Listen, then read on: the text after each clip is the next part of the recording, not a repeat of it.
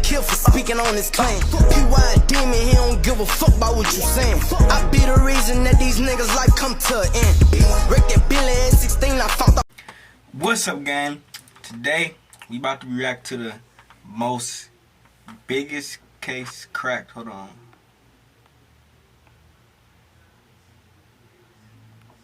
We about to react to the biggest case cracked ever had found the most money.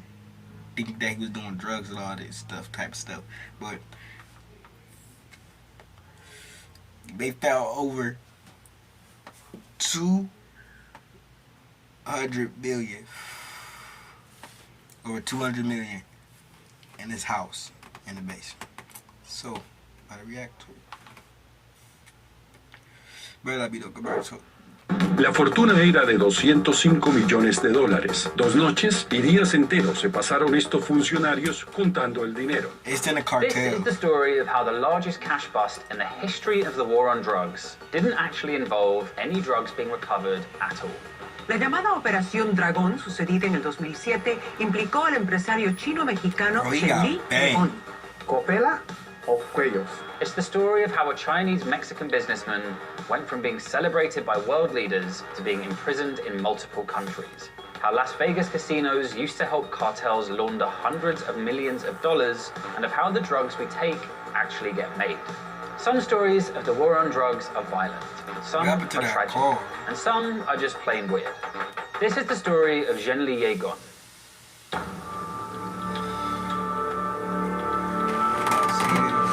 Li Yegon was born in Shanghai in 1963. In the 90s, he moved to Mexico and founded several companies. In particular, the highly successful chemical importer Unimed Farm Chem Mexico. He was a well-known figure, and it was considered a national story when President Vicente Fox personally presented him with citizenship papers in 2002. Señor Ye Cheli. Officially making him a Mexican citizen. But then, everything changed. Ayer mismo decomisamos más de 250 millones de dólares en efectivo, que es el mayor decomiso no solo de México, sino quizá del mundo. In 2007, Mexican federal agents raided Li's Mexico City mansion, and inside, they found more than $200 million. The money was mostly in $100 bills. There were piles of cash lining the corridors, stuffed into wardrobes and strewn throughout the entire house. All in all, the cash weighed over 2 tons. It reportedly took the agents 2 full days just to carry it out of the house. Along with various international currencies, there was also a small arsenal of automatic weapons and 7 luxury cars. Mexican police originally reported that 175,000 Mexican pesos had also been discovered. But when journalists pointed out the video footage appeared to show a lot more cash than that, that figure was hastily revised to 1.5 million. The DEA hailed this as a major triumph, calling it the largest single drug cash seizure the world had ever seen, and the ultimate jackpot for law enforcement. But what was going on here? Why was a random expat businessman in Mexico City now the ultimate jackpot for the DEA? Well, through his company Unimed Farm Chem, Li had been importing the chemicals ephedrine and pseudoephedrine from labs in China. These are products that go into making common cold medicines, like Sudafed, but they're also the most important precursor chemicals for making crystal meth. The suspicion here was that Li was in fact a ranking member of the Sinaloa cartel, bringing these chemicals over from Chinese labs and supplying them to organized criminal groups across Mexico. Tengo contacto con la luz, me surge todo eso, todo lo que necesito. No sabría decirle de dónde me fue, no me han dicho a mí tampoco. Pero tengo un contacto que me encarga de todo eso. Eso se dedica a él. But at the time his house was being raided, Li Yegon wasn't actually there. He was in Vegas. Li was a big fan of high-stakes poker and a particularly valuable patron of the Sands Hotel In fact, according to the US Department of Justice, by 2007, he was the single largest all-cash, upfront gambler the casino had ever had. He was trying that jackpot. $157 million there. The Sands appreciated this business so much, he even laid on a complimentary Rolls-Royce. What many people believe is that Jin Lee's high-rolling gambling habit was actually part of an elaborate but fairly common money laundering scheme, through which organized crime groups clean their dirty cash. He knows that he can bring cash from selling precursors for crystal meth to a Sinaloa cartel drug traffic. Take that cash to Vegas and then give back checks that you can put into banks under the check from Las Vegas. So it's kind of like something which you can cover. So it's a way of laundering money. Under US law, casinos are meant to alert authorities when they come across suspicious activity. But not only did the Sands not report Jin Lee, they actively courted him, and not just by giving him luxury cars. They allowed Jin Lee to buy chips through transferring money to the casino via anonymous services in Mexico and Hong Kong, and even allowed him access to separate bank accounts usually used by the hotel to pay pilots, all in order to help him obscure the sources of the money flowing in. After a case initiated by the DEA following the Jin Lee raid, the Sands Casino agreed to return $47.4 million to the US Treasury. Yeah, returning none. Jin Lee himself was eventually arrested by a swarm of DEA agents while eating at a small restaurant in Maryland in July of 2006. Once again, the DEA heralded this as a major success, putting out a statement that, with the arrest of Jin Lee Egon, we've apprehended not only the man behind the money, but the man behind the meth. But for all the fanfare, it wasn't long before the DEA's case began to fall apart. Key witnesses recanted their testimony, the Chinese government refused to hand over documents, and crucially, for a guy accused of being the kingpin of the meth trade, no meth was ever actually found.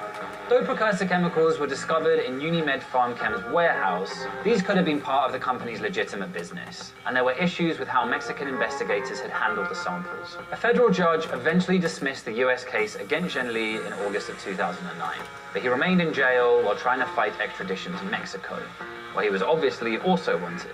Okay, well, the pseudoephedrines in Mexico, but where is the meth supplier in America? Where is the contact person, you know? The judge is focused on the defective link in their evidence. And if there's criminal activity in Mexico, let the Mexican government go after him. And this is where it gets fun. Despite having beaten the American charges, Jin Lee had to try to explain why he had $205 million worth of $100 bills just lying around his house. While Jin Lee admitted the money had originated with the cartels, he claimed that he'd been ordered to hide it by the Mexican politician Javier Lozano Alarcón, then Secretary of Labor, because it was meant to be used for President Felipe Calderón's election campaign. Yo conoce señor Javier Alarcón, primera semana de mayo. Bro had millions of dollars in his basement. Yo abrí uno lleno de dinero a 100 billetes. I feel like he's finna cap. ¿Copela o cuellos? He claimed that this order had come with a death threat and that it meant he should not be extradited as he could never receive a fair trial in Mexico. And I dice, ¿por qué? Dice, ahora tú descubras todos los secretos de nosotros. Entonces, únicamente es copela. No copela a cuello. No hay otra. The famous phrase he said in the interview was coopera o cuello, which means cooperate or you'll be strangled. And this became a big joke around that time. Jin Lee's claims may sound ludicrous, but Mexican politics is so wildly corrupt that many people in Mexico actually believed him. A poll by the newspaper Diario Reforma showed that a majority of respondents either believed Jin Lee or at least didn't doubt that the government was in some way involved. Mexico's extremely corrupt and everyone immediately has suspicion of the government. Because if the government says the sky's blue, people will say, no, it's not, it's green. The Mexican government, again, has done a marvelous job of painting our guy as a member of the drug cartel. We have filed for asylum, so I think we're going to have a 5 to 10 year battle on that extradition request. Jin Lee managed to fight extradition to Mexico for 9 years, but eventually American courts ruled against him and he was flown back to face trial in 2016. El día de hoy, el prófugo de la justicia mexicana, Jin Lee Egon, fue entregado en extradición. Se le considera probable responsable de la comisión de los delitos de delincuencia organizada, posesión de arma de fuego de uso exclusivo del ejército, armada y fuerza aérea, y operaciones con recursos de procedencia ilícita. But even now, 5 years on, Zhenli Yegon has still not had his day in court. Associates of his business, including his wife, have been found guilty. But as of last year, he's still being held on remand, awaiting trial on money laundering and weapons charges. In 2019, the Mexican government auctioned off his now infamous mansion for 102 million pesos, or over $5 million US.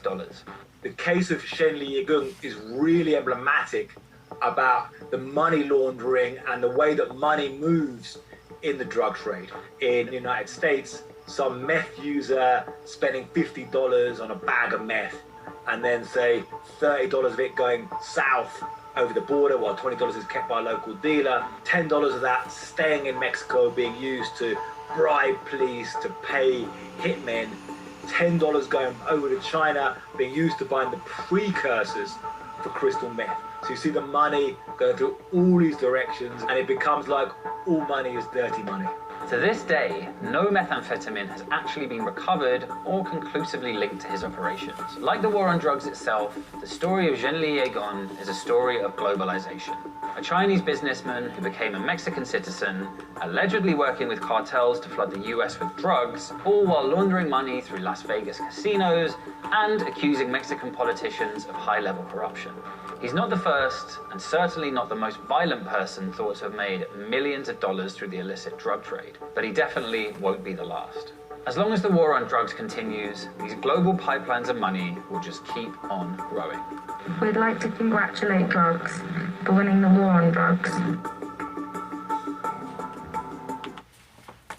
Bro still in jail. He capped, he lied, he knew he was doing them drugs. That boy was making bank. He was making bread. Bro, so interesting that video.